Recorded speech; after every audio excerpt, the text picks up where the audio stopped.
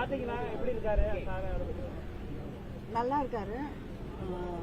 அதே நேரத்தில் பாளையங்கோட்டை சிறைச்சாலை அப்படிங்கிறது திராவிட முன்னேற்ற கழகத்திற்கு புதிதான ஒன்று இல்லை. தலைவர் கலைஞர் அவர்களே இருந்த இடம்தான் இது. இந்திய எதிர்ப்பு போராட்டத்தில் 65 அவர் இருந்த சிறைச்சாலை தான்.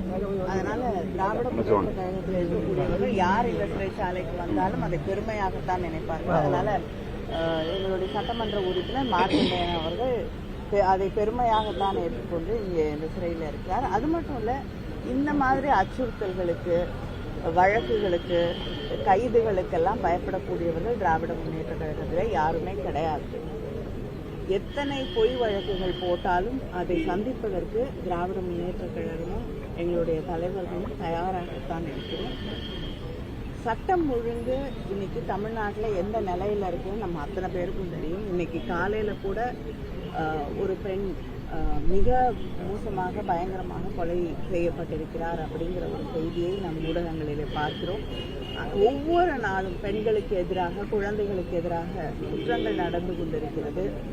ஏன் ஸ்ரீவைகுண்டத்தில் இருக்கக்கூடிய சட்டமன்ற உறுப்பினர் இருக்கக்கூடியவர் மீதே ஒரு குற்றம் சொல்லக்கூடிய அளவிற்கு அங்கே குற்றங்கள் பெருகி கிடக்கக்கூடிய ஒரு சூழலிலே அவரை கூப்பிட்டு விசாரிக்கிறதுக்கு கூட இந்த அரசு தயாராக இல்லாத நிலையிலே ஒரு சட்டமன்ற உறுப்பினரை தவறாக பேசினார் என்பதற்காக கைது செய்து சிறையிலே அடைக்கக்கூடிய ஒரு நடவடிக்கையை எடுத்துக்கொண்டிருக்கிறார்கள்.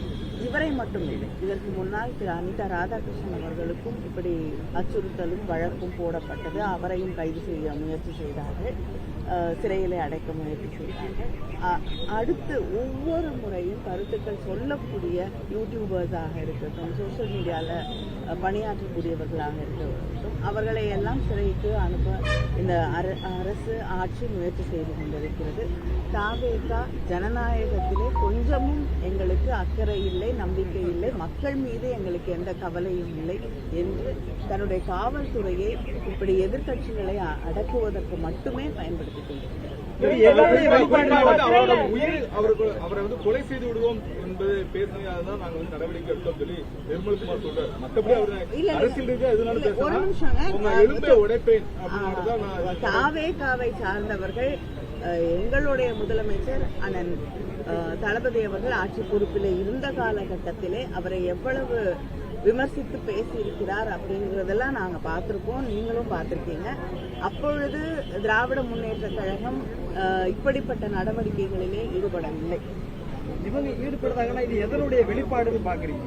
தாவேகா அரசுடைய வெளிப்பாடு அவங்களுக்கு ஜனநாயகத்துல நம்பிக்கை இல்லை. யார் தன்னை விமர்சனம் செய்தாலும் அதை ஏற்றுக்கொள்ளக்கூடிய ஒரு மனப்பக்குவமோ மனப்பான்மையோ அவர்களிடம் இல்லை. அவங்க யாருக்கு பயந்து கொண்டு அரசியல் செய்கிறார்களோ அதே வழியிலே தான் அவர்களும் அரசியல் நடத்தி கொண்டார். இன்னைக்கு நீட் தேர்வை கண்டிச்சு சென்னையில அவர் ராப் பாடகர் அறிவு அப்படின்னு சொல்றவரை போராட்டத்தில் ஈடுபடுறதுக்காண்டி கைது பண்ணிருக்காங்க. இதை நீங்க நான் தான் சொன்னேன்ல, யாருக்கு பயந்து கொண்டு அவர்கள் ஆட்சி நடத்தி கொண்டிருக்கிறார்களோ அவங்களுக்கே தெரியும். யாருடைய பேரையே சொல்லாம தொடர்ந்து பேசிக் கொண்டிருக்கிறார்களோ, பாஜக என்ற பெயரை சொல்லுவதற்கு கூட தயக்கத்தோடு ஆட்சி நடத்தி கொண்டிருக்கிறார்களோ அவங்களுக்கு எதிராக தெருக்குறள் அறிவு அவர்கள் ஒரு கருத்தை பதிவு செய்யும் போது, போராட்டத்தில் ஈடுபடும் போது, டெல்லியிலே இன்னைக்கு எப்படி அங்கே மாணவர்களுடைய போராட்டம் கையாளப்படுகிறதோ அதே வகையிலே இங்கே போராடக்கூடியவர்களை இந்த ஆட்சியும் தாவேகா ஆட்சியும் கையாண்டு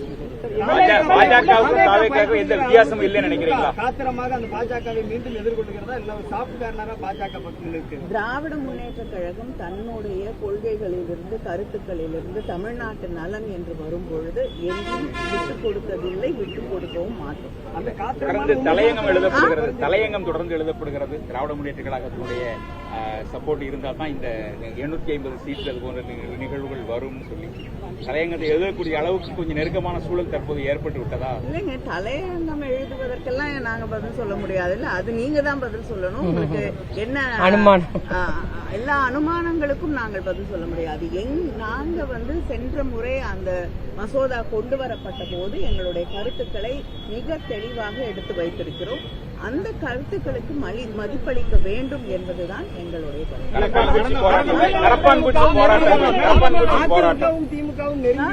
அதிமுகவும் திமுகவும் ஒத்த கருத்தோடு நெருங்கி வர்ற மாதிரியான சூழ்நிலைகள் தமிழ்நாட்டு அரசியல் ஏற்பட்டிருக்கிறதா சொல்லப்படுறது.